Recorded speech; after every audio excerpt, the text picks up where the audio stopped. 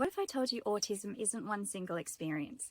It's a spectrum with 3 official levels that describe support needs.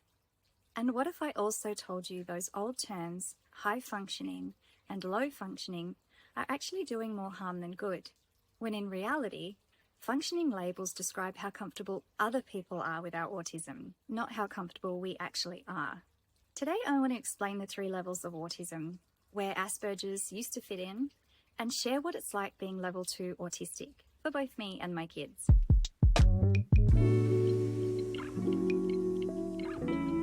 Hey everyone, welcome back to the channel. And if you're new here, I talk about autism, neurodiversity, and life as an autistic adult raising 3 autistic kids with my husband. Before we dive in, please hit like and subscribe. It really helps the channel and our community grow. Let's start with what the 3 levels actually mean. When the DSM-5 came out in 2013, it replaced all of the separate autism-related diagnoses like Asperger's syndrome, PDD, NOS, and autistic disorder with one unified diagnosis, autism spectrum disorder, or what we commonly call it ASD. Under ASD, there are 3 levels based on how much support a person needs. It's important to note that the DSM-5 uses levels of support to categorize autism, but it's not always clear how to classify someone with mixed levels of impairment across different areas, like cognitive ability, adaptive functioning, and autism-specific traits.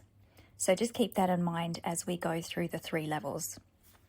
Level 1 requires support. These individuals might be able to mask or pass as neurotypical for short periods, but it comes at a cost.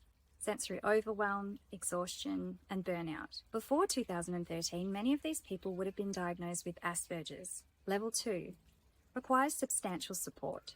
This is where me and my kids are. It means we can do quite a bit, but daily life takes extra planning, structure, and recovery. Social interaction, communication, sensory processing, well, it all requires conscious effort. My kids are now adults, and they still rely heavily on me and my husband for day-to-day support. That doesn't make them any less capable or valuable. They're kind, creative, and thoughtful. And like so many autistic adults, they have so much to offer society, especially when given the right support and understanding. Level 3 requires very substantial support. Now, this level is for individuals who need significant or full-time assistance with communication or care. They may be non-speaking or need intensive daily support, but that doesn't say anything about their intelligence or their worth as a person. The important thing to remember is these levels are not about ability. They're about how much support someone needs to function in the world as it is, not as it should be. So what happened to Asperger's syndrome? Before 2013, it was seen as a milder form of autism. People who spoke fluently and were often highly focused or detailed-oriented. But over time, it became clear that there wasn't really a clean line separating Asperger's from any other form of autism. And because some of the troubling history associated with the term, the autism community moved away from it. So now, what used to be called Asperger's generally falls under level 1 autism spectrum disorder.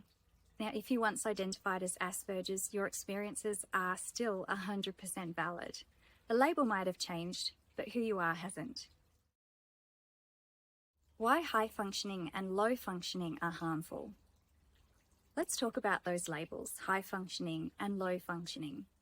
Unfortunately, they're still used all the time, but they're incredibly misleading. Someone who's labelled high functioning may appear to cope well. They hold a job, they socialise, but inside they're masking constantly and it's exhausting. They end up burnt out, anxious, and overlooked for support because people assume they're fine. Then on the flip side, people labelled low functioning are often underestimated. They might communicate differently or need more daily support, but that doesn't mean they're not intelligent, creative, or capable of deep thought and emotion. Functioning labels describe how comfortable other people are with our autism, not how comfortable we actually are. That's why it's so much better to talk about support needs instead, because those can change over time and they can look different depending on the environment, stress levels, and health. Every level of autism is valid. Level 1 doesn't mean you're barely autistic. Level 2 doesn't mean you're stuck in between. And level 3 doesn't mean you're less capable. Each level comes with unique strengths and challenges, and every autistic person deserves understanding and respect, no matter where they are on the spectrum. Now, if you're in Australia, here's where it gets important. Right now, if you're diagnosed as level 2 or level 3, you could generally apply for NDIS funding. That funding covers therapies, support workers, or tools that help you live more independently and manage daily life. If you're level 1, you can still apply, but unfortunately, it's a lot harder to be recognised. You'll need strong evidence showing how autism impacts your functioning day to day.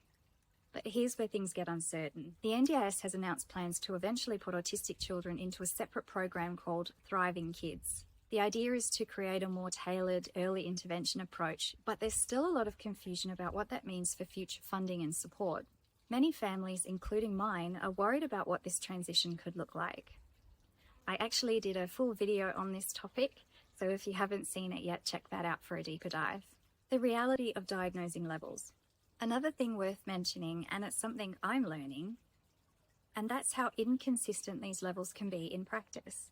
The DSM-5 uses level of support to categorise autism, but it's not always clear how to classify someone with mixed levels of impairment across different areas, like cognitive ability, adaptive functioning, and autism-specific traits.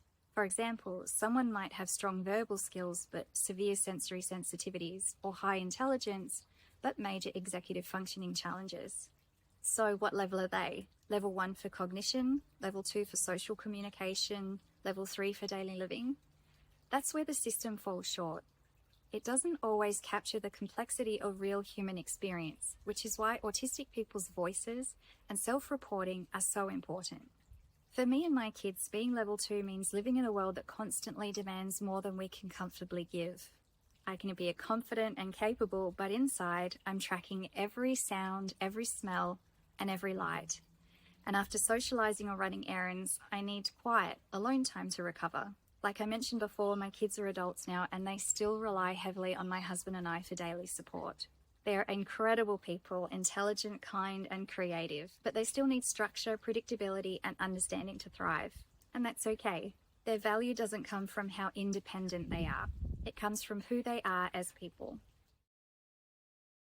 So here's what I want you to take away from all of this. The 3 levels of autism describe support, not ability. Asperger's hasn't disappeared, it's just understood differently. Functioning labels are outdated and harmful. Every autistic person at every level deserves acceptance and access to the supports that they need. And if you're in Australia, keep an eye on how the NDIS and Thriving Kids evolve, because these changes really matter. If this helped you understand autism a little better, please like, subscribe, and share this video with someone who might find it helpful. Thanks for watching, and remember, being autistic isn't about fitting a label. It's about understanding yourself and your needs and knowing that you are 100% valid. I'll see you in the next one.